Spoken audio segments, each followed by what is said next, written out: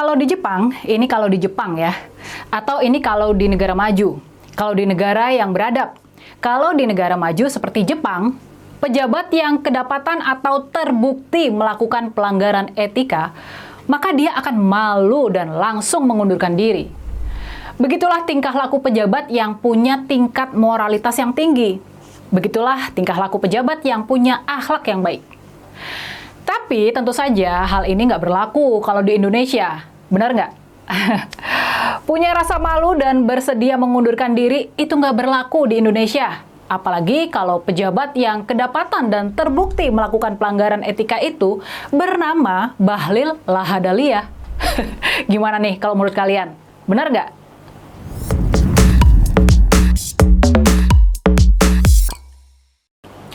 Mestinya, seharusnya, Bang Bahlil Lahadalia malu atas keputusan sidang etik mahasiswa S3 SKSG atau Sekolah Kajian Strategik dan Global Universitas Indonesia yang memutuskan buat membatalkan tugas akhir atau disertasi Bang Bahlil Lahadalia yang dinyatakan lulus pada tanggal 16 Oktober 2024 lalu.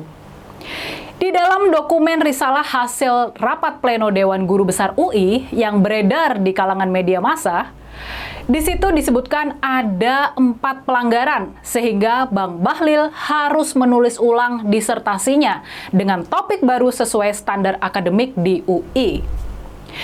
Pelanggaran etika tersebut diantaranya adalah ketidakjujuran. Ya, ada persoalan ketidakjujuran, yakni ketidakjujuran dalam pengambilan data.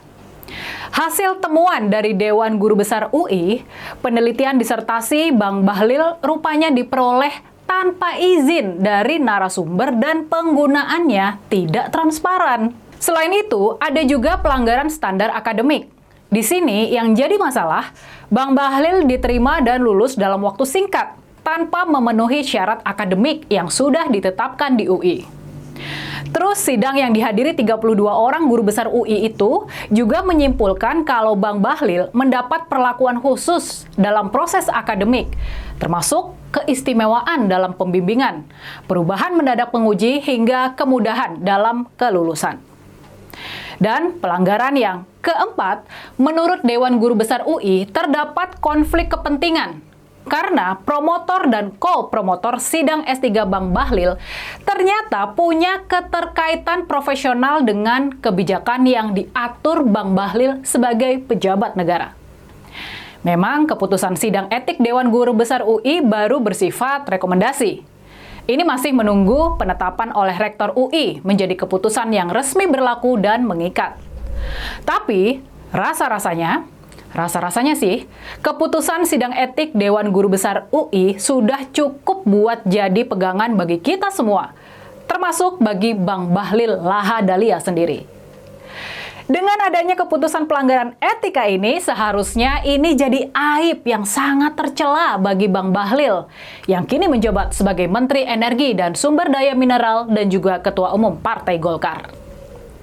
Mestinya, ini kalau di negara maju ya, seperti Jepang yang punya adab dan akhlak yang tinggi, mestinya jabatan setingkat menteri dan ketua partai seharusnya bersih dari perbuatan tercela pelanggaran etika akademik, apalagi menyangkut ketidakjujuran. Dan makanya, seharusnya kini Bang Bahlil nggak lagi layak buat menduduki 2 jabatan tersebut, baik sebagai Menteri Energi dan Sumber Daya Mineral maupun sebagai Ketua Umum Partai Golkar.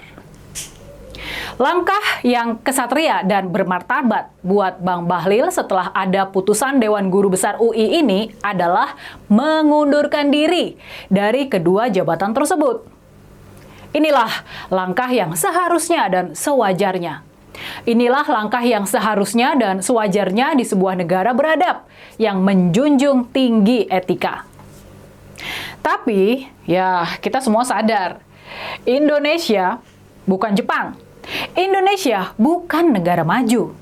Indonesia juga bukan negara beradab. Indonesia bukan bangsa yang menjunjung tinggi adab, akhlak, moral, dan etika. Kita bukan semua ini. Tampaknya, sepertinya sih, Bang Bahlil bakal bisa santai dalam menghadapi keputusan dari UI ini. dia bakal punya dalih dan sesumbar baru saat ditanya oleh wartawan soal pembatalan gelar S3-nya ini. Ya, begitulah Bang Bahlil yang kita kenal. Banyak yang menilai dia orang yang nggak punya rasa malu.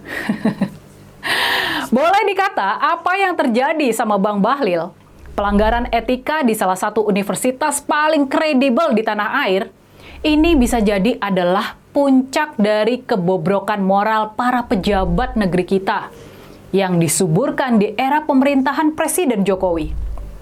Ingat, kejadian S3 Bang Bahlil ini terjadi masih di era pemerintahan Pak Jokowi. Dengan adanya beragam pelanggaran etika yang dilakukan dengan enteng oleh Pak Jokowi dan keluarganya sendiri, puncaknya adalah pelanggaran etika di Mahkamah Konstitusi buat meloloskan Gibran menjadi wakil presiden. Mestinya kita nggak heran. Mestinya kita sudah bisa memprediksi kalau pelanggaran etika di puncak kekuasaan itu bakal segera ditiru dan diikuti oleh para pejabat di bawahnya. Pengabaian moral, adab, akhlak, dan etika akan segera menyebar ke semua penjuru pemerintahan, dari pusat sampai ke daerah. Inilah kerusakan terparah yang diwariskan Pak Jokowi kepada bangsa Indonesia. Bukan kondisi ekonomi yang morat-marit, bukan hutang yang setumpuk yang menjadi warisan terburuk dari Pak Jokowi buat bangsa kita. Yang terburuk adalah rusaknya moral, adab, akhlak, dan etika. Ini adalah kerusakan yang sangat parah dan mestinya tidak termaafkan. Untungnya bangsa Indonesia masih punya kalangan intelektual dan orang-orang yang berpikiran jernih, bermoral, beradab, berakhlak, beretika, dan juga cinta tanah air. Mereka adalah pejuang-pejuang dan penyelamat tanah air. Makanya, kita bisa menyaksikan perlawanan terhadap Pak Jokowi dan warisan buruk Pak Jokowi terus digelorakan dan juga semakin membesar. Semakin hari, kesadaran ini semakin membesar. Maka, kejadian di Universitas Indonesia, pembatalan gelar S3 Bang Bahlil Lahadalia mestinya adalah sebuah kabar baik. Ini kabar baik bahwa bangsa Indonesia tidak menyerah.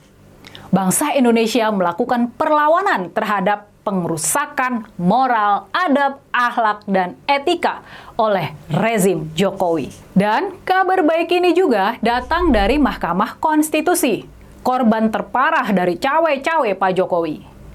Kini para hakim konstitusi tampaknya sudah lebih membentengi diri dari intervensi luar sehingga bisa menghasilkan keputusan yang lebih jernih sesuai Undang-Undang Dasar 1945 dan juga berpihak kepada kepentingan rakyat. Contoh dari pulihnya independensi Mahkamah Konstitusi adalah ketika mereka bisa mencegah putra bungsu dari Pak Jokowi, yakni Kaisang, maju di pemilihan gubernur. Jadi, kembali lagi ke soal Bang Bahlil. Walaupun dia mungkin masih bisa santai dan enteng berkelit dari keputusan Dewan Guru Besar Universitas Indonesia, tapi ini sesungguhnya adalah sebuah kabar baik buat kita semua.